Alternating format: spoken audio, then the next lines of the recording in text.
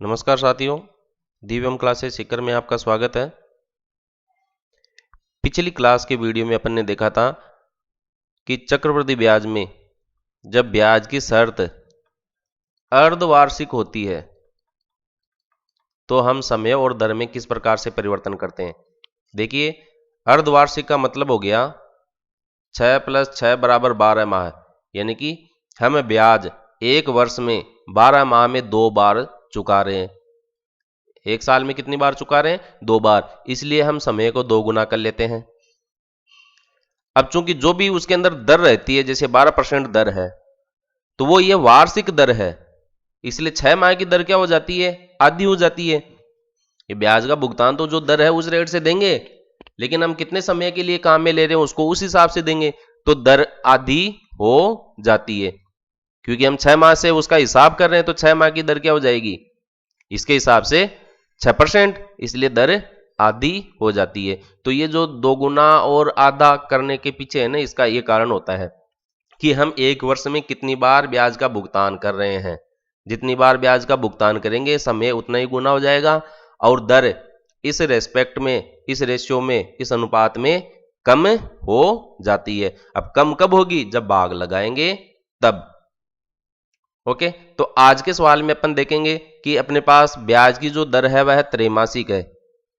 त्रैमासिक के साथ ही इसके अंदर एक टेक्निकल चीज दी गई है कि आपको समय पूरा 12 महीने का नहीं दिया गया है, केवल 9 महीने के लिए दिया गया है। तो ये जो सवाल है बहुत महत्वपूर्ण है, ये बहुत अधिक चक्रवृद्धि ब्याज के बारे में जानकारी आपको प्रदान करने वाला है।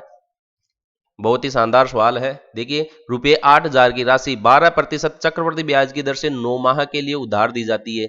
यदि ब्याज की दर त्रैमासिक हो तो चक्रवृद्धि ब्याज की गणना करो, या चक्रवृद्धि ब्याज कितना होगा आपको बताना है। तो सबसे पहले तो आप मोटा मोटा तौर पे लिख लीजिए कि आपको मूलधन कितना दिया गया है? 8,000 रुपये दिया गया है। दर आपको 12% दी गई है। समय आपका 9 माह है।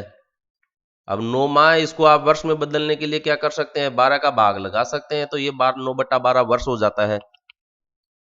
ओके, अब देखो, त्रैमासिक तो क्या है? शर्त है 9 माह है, तो 3-3 माह के कितने टुकड़े हो गए? 9 माह के लिए कितने महीने तक काम में ले रहे हैं आप? 9 माह तक काम में ले रहे हैं, तो समय कितना हो गया?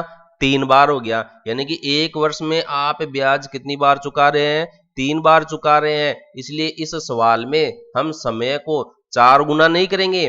देखो, शर्त तो त्रैमासिक है, जबकि त्रैमासिक शर्त में होना क्या चाहिए? त्रैमासिक शर्त में होना क्या चाहिए? 4 बार, एक साल में 4 बार ब्याज चुकाते हैं अपन, 3 चौक 12, तो 3 माह से ब्याज चुकाते हैं, तो 4 टुकड़े हो गए 12 महीने के, तो 4 गुना होना चाहिए। लेकिन 4 गुना तब होगा ना जब अपन एक वर्ष के लिए धन को काम में लेंगे, लेकिन यहां पर अपन केवल 9 माह के लिए धन को काम में ले रहे हैं, 3 बार ब्याज चुका रहे हैं, इसलिए समय यहां पर 3 गुना होगा। इन चीजों पर आपको समझ बढ़ानी है, तो उस चीज के लिए मैंने आपको यहां पर इस सवाल के अंदर बता दिया है कि हम 3 गुना क्यों करेंगे। ब्याज की शर्त त्रैमासिक होने के बावजूद समय को 3 गुना करना पड़ रहा है। देखिए क्यों? क्योंकि हम ब्याज उधार ली गई राशि को पूरे 12 माह के लिए काम ही नहीं ले रहे हैं, 9 माह के लिए काम ले रहे हैं, तो 3-3 के 3 टुकड़े हो गए, इसलिए 3 गुना इसको कर देंगे। ठीक है, अब देखिए, लेकिन ब्याज की दर आपको देखो कितनी दे रखी है? 12% दे रखी है, तो समय तो 3-3 के टुकड़े के हिसाब से 3 गुना हो गया, लेकिन दर को 3 टुकड़ों में नहीं करेंगे अपन। दर को 3 टुकड़ों में नहीं करेंगे। इसमें तो क्या है, ब्याज की शर्त त्रैमासिक होने पर दर 1/4 हो जाती है। समय 4 गुना के साथ दर कितनी होती है? 1/4 होती है। तो 1/4 का मतलब 3% आपको यहां पर ब्याज की दर चुकानी है। अब देखो, 1/4 करने के पीछे भी कारण क्या है? ये बहुत ही शानदार सवाल है। 1/4 करने के कारण भी हम इसको क्या है कि 3% क्यों ले रहे हैं? आपके दिमाग में तो ये आनी चाहिए ना कि 3 बार ब्याज चुका रहे हैं, तो 3 गुना दर हो, 3 1/3 दर हो जाएगी, तो 4% होना चाहिए। वास्तव में ऐसा नहीं है। देखिए, 12% की जो दर है उसको आप 9 महीने के लिए काम में लेते हैं, और जो नॉर्मली सवाल आते हैं उसमें 12 माह के लिए आता है। तो जब 12 माह आप काम में लेंगे, तो उसके अंदर वो क्या होता है, अपन चौथाई करते हैं। लेकिन यार 9 माह के लिए काम में ले रहे हैं।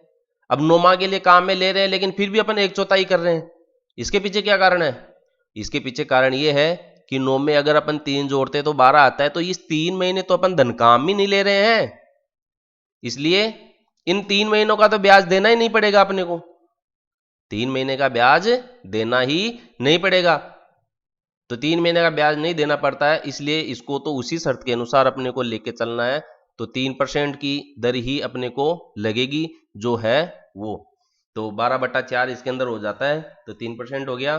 तो दर वास्तव में यहां पर अपनी क्या है, शर्त में बदलने के पश्चात शर्त के बाद में दर हो जाएगी 3% और समय हो जाएगा आपका 3 माह, यानी कि 3 गुना लिख देता हूं मैं। तो अब यहां से आपको CI ज्ञात करना है। CI का सूत्र होता है मूलधन गुणा 1 प्लस दर बटा 100 की घात T माइनस का P। सारे सवाल के हल आपको दे रखे हैं। 8000 गुणा 1 प्लस 3/100 की घात 3 माइनस का 8000। अब इसको आपको हल करना है। देखिए ये तो हो गया 103/100 गुणा 103/100 गुणा 103/100 माइनस का 8000। ओके, अब देखिए आगे इसको अपन को कैलकुलेशन करनी है। कैलकुलेशन इसकी थोड़ी बड़ी होती है लेकिन कठिन नहीं होती है। तो 8000, तो मैं इसको थोड़ा डायरेक्टली यहीं हल कर लेता हूं। देखो 3 बिंदी से तो 3 बिंदी कट हो जाएगी। अब 2 का भाग लगाएंगे तो 4 बार गया, 2 का भाग लगाएंगे तो 5 बार गया, 2 का भाग लगाएंगे 2 बार गया, 2 का भाग लगाएंगे 50 बार, फिर 2 का चला जाएगा, तो ये तो काम खत्म हो गया इधर 8000 का, तो और इधर बच गया 25। तो 25 पंचे 125, तो ये बच रहा है 103 गुणा 103 गुणा 103 बट्टा 125 और माइनस का 8000। अब देखिए यहां पर ये 103 की घात कितना हो गया, 103 की घात 3 बटा 125 माइनस 8000। लिख सकता हूं आधार समान होने पे घातें जुड़ जाती है, तो 1 से 3 की घात 3। अब आपको या तो 103 को 103 से गुणा करके फिर जो प्राप्त गुणनफल है उसको फिर 103 से गुणा करो और फिर उसमें 125 का भाग लगाओ। एक काम तो आप ये करो, या फिर आपने सर्व समीका के अंदर पढ़ा था, सर्व समीका का उपयोग कर लीजिए आप। a प्लस बी की घात 3 बराबर होता है a की घात 3 प्लस b की घात 3 प्लस 3ab गुणा a प्लस b। अब इसको क्या लिख सकते हैं, 100 प्लस 3। तो ये 100 प्लस 3 की घात 3 कितना हो गया आपका, देखिए 100 की घात 3 का मतलब हो गया 3 जोड़े लग जाएंगे 2 के, प्लस 27। अब ये 3ab इंटू ए प्लस बी का मान लिखना है, तो मैं इसको नीचे लिख रहा हूं। a का मान 100 और b का मान 3। a का मान 100 है, b का मान 3 है, तो ये हो गया आपका 300 गुणा 3। 3 तो इसके साथ है ही है ना, गुणा 3, तो आप पीछे लिख दो या आगे लिख दो, कोई फर्क नहीं पड़ने वाला है उस चीज से। अब आगे देखिए ये 100 प्लस 3 का मतलब 103 हो गया। अब ये 3 3 9, 900 को 103 से गुणा करना है, तो ये हो गया आपका 1 2 3 जोड़ा 27 प्लस 9 को गुणा कर दो, 9 3 27 और 927 और 2 शून्य लग जाएगी इसकी, ये 2 शून्य यहाँ पर।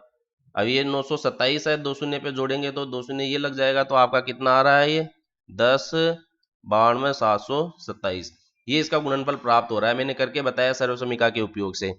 तो 10 92 727 बट्टा 125 माइनस का 8000। अब 125 का भाग और लगाओ, करना पड़ेगा क्योंकि आपको नौकरी लगनी है, इसलिए 125 का भाग लगाइए। मैंने तो अलग से करके देख रखा है, 8741.81 प्राप्त होता है। अब मैं ज्यादा भाग देके बताऊंगा तो वीडियो क्या बहुत लंबा हो जाता है, इसलिए मैं तो आपको इतना ही करके बताऊंगा। ये एक टेक्निकल चीज थी, इसको उपयोग में लेना था, इस वजह से मैंने इसको बता दिया है। देखिए अब ये हो गया 741.81 रुपया, तो ये आपका साइक्लिक इंटरेस्ट इसके अंदर प्राप्त हो गया है। तो महत्वपूर्ण बात जो थी इस वीडियो के अंदर वो मैंने आपको बताया कि 9 माह है फिर भी समय 4 गुना नहीं हो रहा है, 3 गुना हो रहा है। ठीक है, 3 माह से 3 बार अपन क्या है ब्याज चुका रहे हैं, और दर 12% है, तो दर तो त्रैमासिक होने के कारण दर 1/4 होनी ही होनी है, इसमें अपन कोई चेंजेज नहीं करेंगे। तो वीडियो अच्छा लगे लाइक करें, शेयर करें, बेल आइकन जरूर दबाएं ताकि जैसे वीडियो बनाकर अपलोड करूं उसका नोटिफिकेशन आपको प्राप्त हो सके और आप इसका लाभ उठा सके। धन्यवाद।